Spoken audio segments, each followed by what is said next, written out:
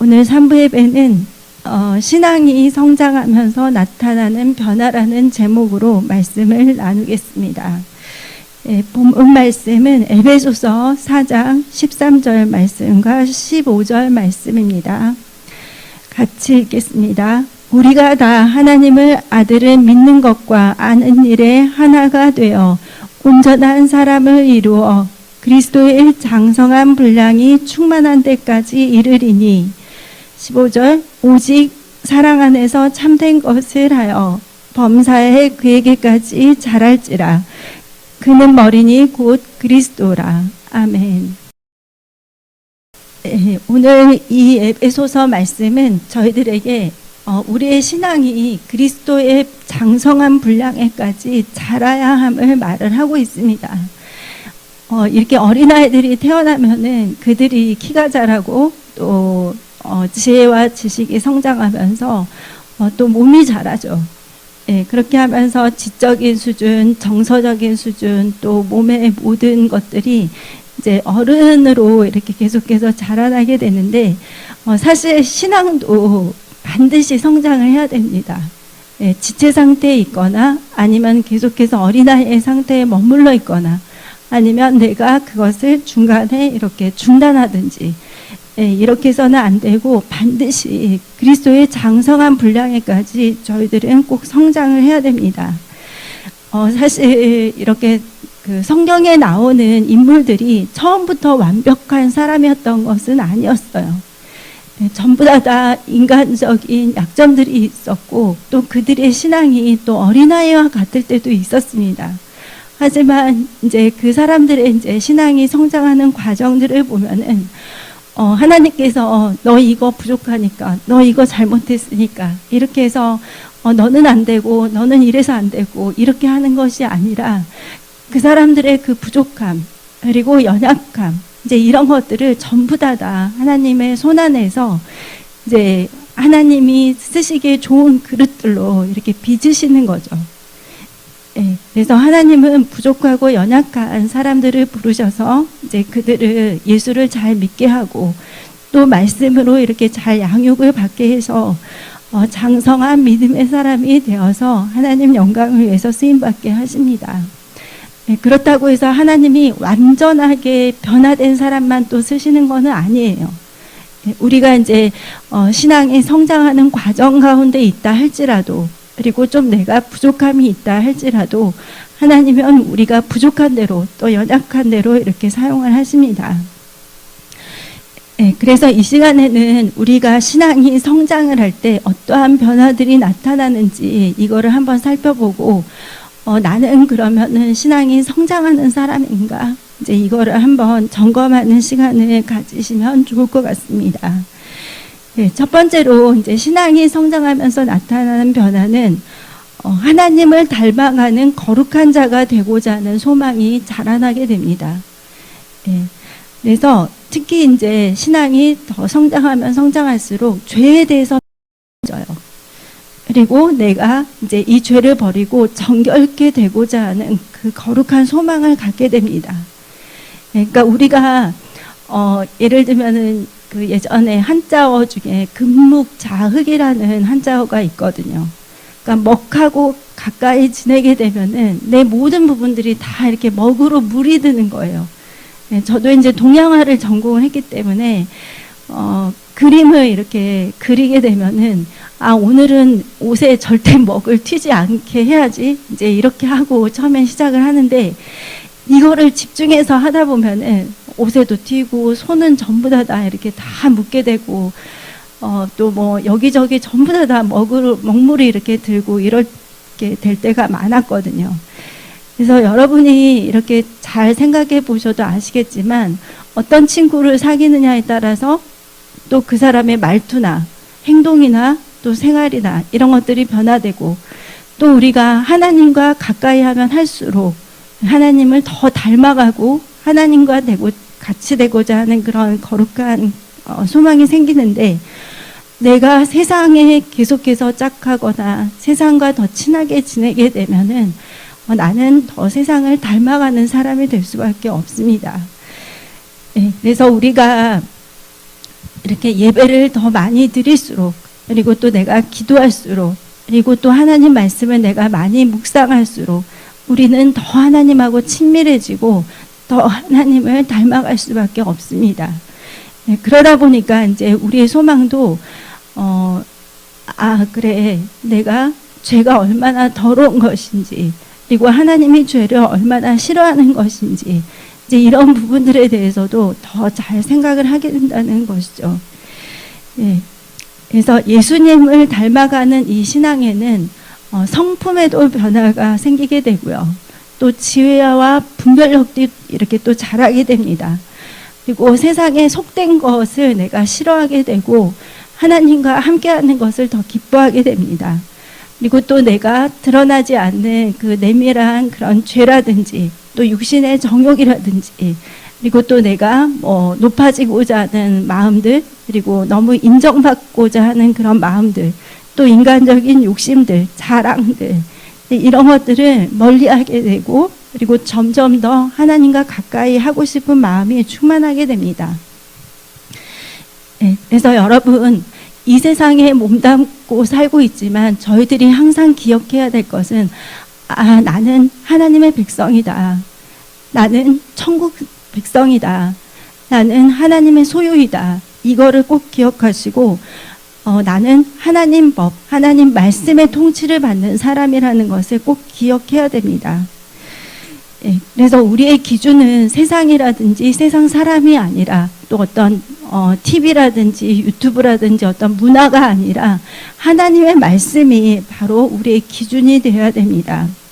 그래서 세상 모든 사람들이 넓고 또 이렇게 쉬운 길, 또 편안한 길을 간다고 할지라도 저희들은 좁고 협착하고 그것이 굉장히 힘들다 할지라도 그 좁은 길을 따라서 나아가야 합니다.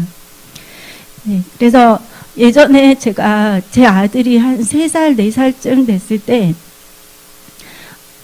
뭔가를 이렇게 좀 잘못을 했었어요.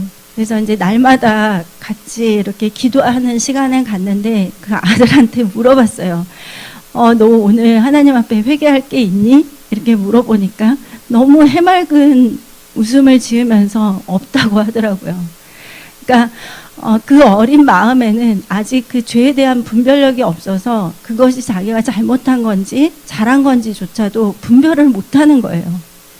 하지만 이제 우리 신앙이 이렇게 좀 성숙을 하게 되면은 예전에는 내가 그거를 아무렇지도 않게 생각했던 것을 이제는 이것은 하나님이 싫어하는 부분이구나. 이거는 내가 이제는 멀리해야 되겠구나. 버려야 되겠구나. 고쳐야 되겠구나. 이제 하는 것들이 더 분명해진다는 것입니다. 네, 그래서 여러분 하나님을 닮아가고자 하는 거룩한 사람으로 내가 계속해서 변화되고자 하는 그 마음이 생기는 것은 우리가 신앙이 성장하고 있다는 증거입니다. 네, 그리고 또 신앙이 성장하면서 나타나는 변화는 두 번째는 하나님 말씀에 더 예민한 지각력을 갖게 됩니다. 네, 그래서 예민하다는 것의 의미를 살펴보면 무엇인가를 느끼는 능력이나 분석하고 판단하는 능력이 빠르고 뛰어나다는 것인데, 이제 하나님 말씀이 나에게 올 때에 그 살아계신 하나님 말씀이 내가 빨리 그 말씀을 깨닫고, 그리고 또 내가 받아들이고 싶지 않은 쓰디쓴 말씀이라 할지라도 성숙한 사람들은 그거를 받아들인다는 것이죠. 네. 그래서 이 말씀이 살아계신 하나님이 주시는 말씀을 깨닫는 능력이 탁월해지고 또 말씀에 대한 반응이 빨라지면은 우리가 더 하나님과의 관계가 좋아질 수가 있겠죠. 그래서 신앙의 성숙도를 나타내는 이 척도 중에 하나가 바로 하나님 말씀을 받아들이는 태도가 어떠하느냐 하는 거에 또 달려 있습니다. 그래서 그냥 어떨 때는 말씀을 듣고 흘려보내기만 하는데 또 어떤 분들은 이 한마디 한마디의 하나님 말씀들을 내가 다 붙잡고 그 말씀대로 내가 살고자 애쓰는 것이죠. 네, 잘 아시겠지만 이 이방인 고넬료가 베드로를 통해서 선포되는 하나님 말씀을 어떻게 들었는지 저희가 한번 성경을 통해서 살펴보겠습니다. 사도행전 10장 33절 말씀입니다. 네, 같이 읽겠습니다. 내가 곧 당신에게 사람을 보내었는데 오셨으니 잘하였나이다. 이제 우리는 주께서 당신에게 명하신 모든 것을 듣고자 하여 다 하나님 앞에 있나이다. 예, 고넬료가 이제 베드로를 맞이하면서, 근데 베드로도 사람이잖아요. 근데 그 사람을 맞이하면서 어떻게 고백을 했냐면, 우리가 다 하나님 앞에 있나이다. 당신이 주시는, 하나님께서 당신을 통해서 주시는 그 말씀을 내가 듣기 위해서 하나님 앞에 내가 있습니다. 이제 이렇게 고백을 한 거예요. 그러니까 우리가 예배를 드릴 때 똑같은 장소, 똑같은 사람들, 똑같은 목사님, 똑같은 환경, 이거에 항상 익숙해져 있는데, 하지만 또 저희들이 2월, 오늘이 18일이죠. 18일, 또 2부, 3부, 이렇게 예배 드리는 시간은 일평생에 딱 한 번이거든요. 근데 그 시간에 이제 하나님께서 나에게 말씀을 주시는 것이죠. 그래서, 베드로는 이렇게 고넬료의 집에 갔을 때 자신을 통해서 선포되는 이 말씀을 듣는 사람들이 그런 자세를 가지고 말씀을 들었다는 것입니다. 제가 그 1월 달에도 정말 내내 기도 제목이 있었고, 또 2월 초에도 계속해서 기도 제목이 있어서 기도를 계속 했는데, 뭔가 이렇게 기도를 하면은 응답이 와야 되잖아요. 뭔가 이렇게 환경들이, 상황이 확 달라지거나 이렇게 응답이 와야 되는데, 오랫동안 기도를 해도 계속해서 제가 마음이 좀 답답했어요. 그런데 이제 그 목사님께서 이제 새벽 기도를 계속해서 요새 유튜브를 통해서 말씀을 주시는데, 제가 월요일 날, 화요일 날, 수요일 날 이렇게 새벽 기도를 그 주에 3번을 딱 드리고 났는데, 갑자기 마음이 너무너무 편안해지고 또 자유함이 임하는 거예요. 새벽 기도 그 한 주간에 3번째 드렸을 때. 그러면서 이제 정말 그 염려와 걱정이 완전히 일순간에 그냥 없어졌어요. 그러니까 제가 그냥 이제부터는 염려를 안 해야지 이렇게 결단을 해가지고 갑자기 염려가 없어진 것이 아니라, 그 3번째 예배를 딱 드렸을 때 갑자기 제 마음이 완전히 달라진 거예요. 그 전하고. 그래서 그렇게 되고 나니까 이제 정말 결정을 못했던 것들을 빨리빨리 결정을 하게 되고, 또 기도 제목을 제가 더 담대하게 하나님 앞에 기도를 하게 되고, 그리고 이제 평강이 임하면서 담대한 마음이 생기더라고요. 그러다 보니까 많은 부분들에 있어서 이렇게 좀 추진력을 가지고 결정을 하게 되고, 이제 이런 것들이 있었습니다. 그래서 여러분, 저희들이 예배를 드릴 때 내가 느끼고 느끼지 않고 이거는 어쩌면 중요하지 않아요.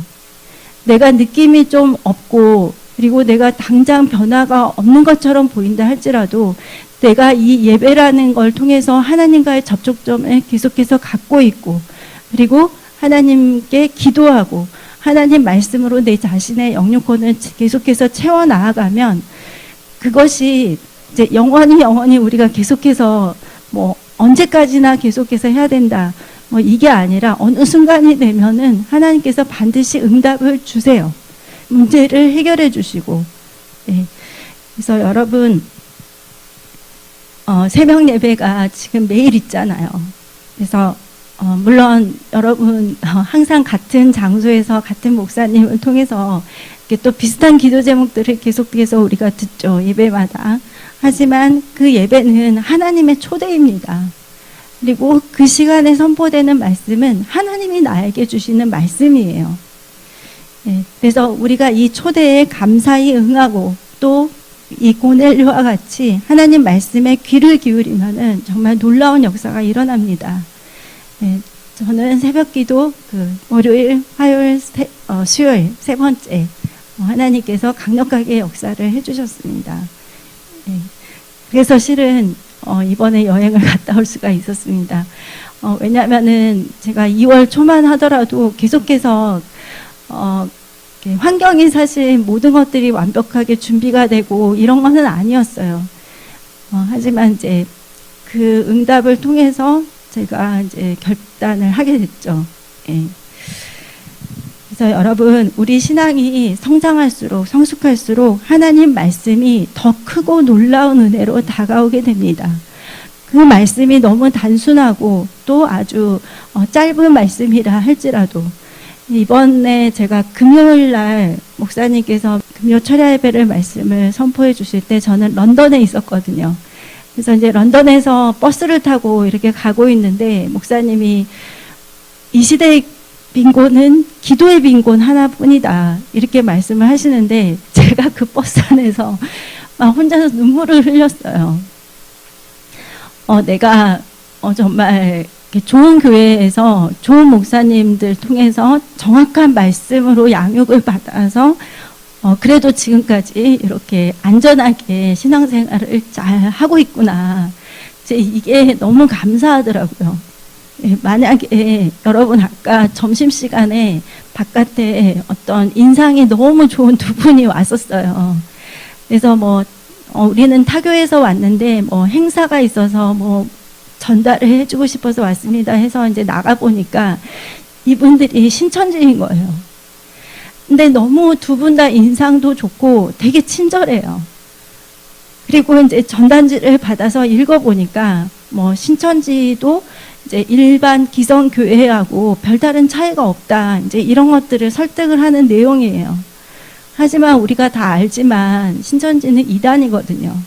근데 만약에 저희들이 그런 것들에 대한 분별이 없어가지고 이렇게 이제 정말 이 마지막 때 정말 중요한 때에 이상한 데를 우리가 갔다든지 아니면 이상한 우상에 빠졌다든지 그러면 우리 영혼이 어떻게 되겠어요? 네. 그래서 여러분, 정확하고 올바른 말씀을 전하는 교회를 잘 만나고 또 성도들을 사랑하면서 기도하는 목사님들을 만나는 것도 정말 큰 축복입니다. 우리가 정말 우리나라는 교회가 많은데 물론 아무데나 선택해서 갈 수가 있죠. 하지만 내 영혼이 너무 중요하잖아요. 네, 이 세상에 정말 길어봐야 80년, 100년, 120년까지 요새는 산다고는 하지만 어쨌거나 우리는 이제 하나님 앞에 서게 될 텐데 정말 신앙생활 잘 해가지고 하나님 앞에 서서 잘했다, 착하고 충성된 종아 이렇게 칭찬받고 환영받아야죠. 네. 성경에 나오는 말씀 중에 제일 무서운 말씀이 내가 널 도저히 모른다 그 말씀이거든요. 네, 내가 나는 다 잘했어 이렇게 하고 딱 죽었는데 하나님께서 내가 너를 도저히 모른다 이렇게 말씀하시면 정말 그것이 불행한 건 없거든요. 네, 죽은 후에는 기회가 더 이상은 없습니다. 구원의 기회는 이 세상 살 동안 뿐이에요. 우리 신앙이 이렇게 성장할수록 우리는 더 하나님 말씀에 예민해져야 되고, 그리고 하나님은 스스로 숨어 계시는 하나님이라고 이렇게 말을 했습니다. 네, 이사야 45장 15절에 이렇게 말씀을 하셨기 때문에 우리는 그 숨어 계신 하나님을 찾아야 돼요. 내가 찾고 두드리고 그리고 내가 자꾸 하나님께 간구해야 됩니다. 그래야 하나님을 만날 수가 있습니다. 잠언 8장 17절 말씀입니다. 나를 사랑하는 자들이 나의 사랑을 입으며 나를 간절히 찾는 자가 나를 만날 것이니라. 네, 오늘 오신 우리 집사님께서도 그냥 집에 계실 수 있었지만 어쨌거나 하나님을 만나고자 하는 그 거룩한 열정이 있기 때문에 또 저는 이렇게 저희 교회까지 오셨다고 생각을 하거든요. 그래서 그 하나님을 간절히 찾는 그 마음을 하나님은 보셨습니다. 그리고 반드시 만나 주실 것입니다. 네, 그래서 하나님은 예배로 여러분을 초대해서 말씀을 하십니다. 그리고 또 이 성경에는 하나님의 뜻을 발견하고 갈급해하는 자들을 위한 숨겨진 비밀들이 있다고 말씀을 하셨습니다. 예레미야 33장 3절 말씀입니다. 너는 내게 부르짖으라. 내가 내게 응답하겠고 내가 알지 못하는 크고 은밀한 일을 내게 보이리라. 네, 하나님은 부르짖으면 응답하겠다 이렇게 약속을 하셨습니다. 그리고 너가 부르짖으면 네가 알지 못하는 크고 은밀한 일을 내가 보이겠다. 그러니까 하나님께 그 감추어진 그 보화들을 우리가 찾아야 돼요. 하나님께 간구하고 하나님을 찾음으로 인해서 우리가 그 보화들을 찾아야 됩니다. 네, 하나님은 말씀하시는 하나님이시고 이 말씀 속에서 하나님 뜻을 우리에게 알려주십니다. 그래서 여러분 이 예배로의 초대를 여러분 기쁘고 또 감사하는 마음으로 또 겸손한 마음으로 나오십시오. 그리고 하나님 말씀을 또 성경도 여러분이 읽으셔야 돼요. 이 말씀 속에서 주야로 이제 여러분이 말씀을 묵상을 하시면 또 그 안에서 하나님 뜻을 발견하실 수 있습니다. 그리고 또 하나님은 꿈으로 환상으로 또 저희들에게 말씀을 하시죠. 감동과 말을 또 주시고요. 네, 그래서 이렇게 우리가 신앙이 성장하고 성숙하게 되면 하나님 말씀의 귀중함을 더 이렇게 깨닫게 됩니다. 그리고 세 번째, 이제 우리 신앙이 성장하면서 나타나는 변화는 우리의 육이 죽어지고 영이 살아나게 됩니다. 예. 마가복음 8장 34절 말씀을 읽겠습니다. 예, 무리와 제자들을 불러 이르시되 누구든지 나를 따라오려거든 자기를 부인하고 자기 십자가를 지고 나를 따를 것이니라. 예. 예수님을 따르는 길은 자기 자신을 부인하는 길입니다. 그러니까 우리는 항상 인정받고자 하는 그 욕구가 있잖아요. 예.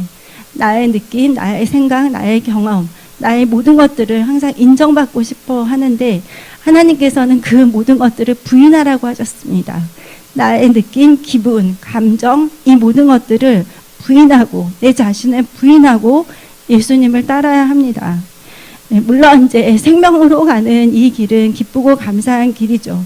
하지만 우리의 육신의 것들은 전부 다 우리가 하나님 말씀 아래 쳐서 복종해야 되고, 그리고 우리 안에 계신 성령께서 우리를 인도하시는 대로, 그리고 또 우리에게 성령께서 이렇게 깨닫게 해주시는 대로 우리는 영의 생각으로 충만한 삶을 살아야 됩니다. 네, 그리고 신앙이 성장하면서 나타나는 변화는 네 번째는 인생의 여정 가운데 일어나는 문제들을 하나님 방법으로 해결하고자 합니다. 예전에는 저희들이 이제 사람들의 도움을 구하고 또 내 자신의 능력과 힘을 의지하고 또 돈을 의지하고 이렇게 해서 살았다면 우리의 믿음이 이렇게 성장할수록 우리는 하나님을 더욱더 의지하게 됩니다. 우리에게 사실 이 세상은 천국이 아니기 때문에 모든 사람에게는 문제가 있을 수밖에 없습니다. 그리고 이번에 이제 여행을 이제 3명이서 다녔는데 뭐라 그럴까, 3명 다 마음이 항상 잘 맞아가지고 또 3명 다 항상 이렇게 기분이 좋으면 괜찮은데 한 명이 괜찮으면 또 한 명이 또 이러고 괜찮으면 또 한 명이 그러고 이렇게 해서 이제 그 과정에서 이제 제가 느꼈던 거는 그래 혼자 하면은 물론 제일 편안하겠지. 하지만 또 둘이 있으니까 서로 이렇게 같이 안전할 수 있잖아요. 그리고 또 뭔가 이렇게 서로 상의할 수 있고 같이 다니면 좋잖아요. 또 한 명이 더 있으니까 이제 가족이 이제 다 같이 있으니까 또 그거는 더 감사한 것이고, 하지만 그 안에는 항상 문제는 끊이지 않고 있었습니다. 근데 저희가 해결했던 방법은 서로 이해하고 서로를 위해서 기도해 주는 거였어요. 네.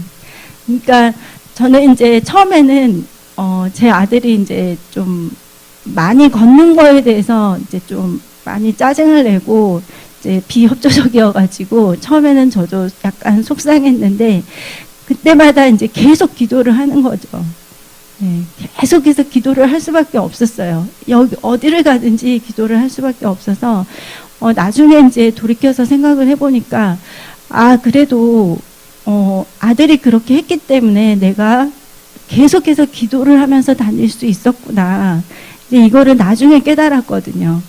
네, 그래서 여러분 혹시 문제가 있더라도 그거를 너무 나쁘게만 생각하지 마시고 그 문제 때문에 내가 더 하나님께 매달리고 하나님께 기도할 수 있음에 대해서 또 감사하시기 바랍니다. 네, 에스더에게도 이런 문제가 있었죠. 에스더는 왕비의 신분이었는데도 불구하고 자기 민족이 멸살당할 그런 위험에 처하게 되었습니다. 어떻게 보면은 나는 왕비고 뭐 왕하고 나는 그래도 가까운 사이니까 뭐 왕이 나는 살려주겠지 이렇게 해서 자기 자신의 뭐 목숨이나 안위를 이렇게 구할 수는 있었겠죠.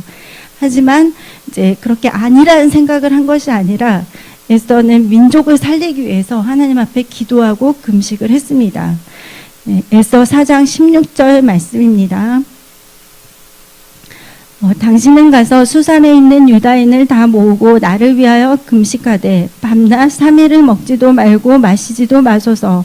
나도 나의 시내와 더불어 이렇게 금식한 후에 규례를 어기고 왕에게 나아가리니 죽으면 죽으리이다 하니라. 비록 이제 왕비였지만 그 왕비인 에스더에게도 문제는 있었습니다. 근데 이제 당시 규례를 보면은 이 왕이 먼저 부르지 않으면 부르지 않은 상태에서 뭐 신하라든지 왕비라든지 누구든지 왕의 뜰 앞에 이렇게 나아가면 죽이는 그런 법이 있었어요. 하지만 이제 에스더가 기도하고 금식하고 나아갔잖아요. 그러다 보니까 그 왕이 보기에도 이 에스더가 너무 아름다운 거예요. 예. 그러니까 하나님께서 이 왕의 마음을 이미 어루만지셔가지고 변화시켜 주신 것이죠. 예. 그렇게 해서 이제 왕이 에스더를 보니까 너무 사랑스러우니까 이제 왕의 그 지팡이를 내밀어서 그 귀를 만지게 하고 이렇게 해서 에스더가 자신의 소원을 왕에게 이렇게 말을 하면서 민족을 구해내는 역사가 있었습니다. 예. 그래서 여러분 인생의 여정 가운데 이런 문제들이 항상 있을 수 있는데 우리 믿음이 더욱더 성장하고 성숙할수록 우리는 그것을 인간적인 방법이 아니라 하나님 방법으로 해결을 하고자 하고 또 그 문제 속에서 하나님의 뜻을 우리는 발견할 수가 있습니다. 예. 그리고 또 우리 믿음이 성장할수록 우리는 나의 방법과 지혜를 내려놓고 오직 하나님의 뜻만이 완전히 서기를 또 기도하게 됩니다.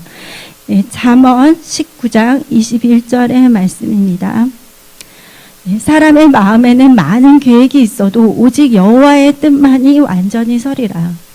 우리가 많은 계획들을 가질 수 있고 내 인생을 이렇게 해야지 저렇게 해야지 생각할 수 있지만 하나님의 뜻만이 우리 인생 속에서는 세워질 수가 있습니다.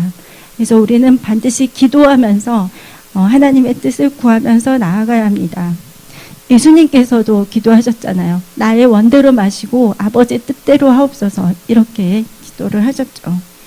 그리고 마지막으로 우리의 신앙이 성장하면서 나타나는 변화는 우리의 영혼을 사랑하고 또 긍휼히 여기는 마음이 충만해집니다. 예. 신앙이 어릴 때에는 내 자신이 중심이에요.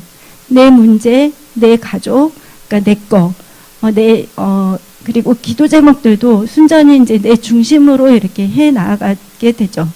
하지만 이제 믿음이 성장하면 성장할수록 이제 내 자신의 관심에서 벗어나서 다른 사람들을 이렇게 보게 되고 또 그들을 위해서 기도하게 되고 말씀을 전하게 되고 전도하게 되고 그래서 내 자신으로 향했던 그 관심과 초점이 하나님의 관심과 초점으로 이렇게 변화되게 됩니다. 네, 그래서 사람을 긍휼히 여기고 사랑하게 되고 이제 그들을 위해서 기도하게 되고 전도를 하게 되죠. 네, 제가 이번에 여행 가서 이제 정말 많이 느꼈던 거는 뭐냐면 너무 많은 사람들이 있는데 그 많은 사람들 중에 정말 예수를 아는 사람이 얼마나 될까 이제 이런 마음이 들면서 왜냐하면 우리나라는 어딜 가도 교회가 있는데 그 서유럽 쪽을 가봤더니 너무 교회가 없는 거예요.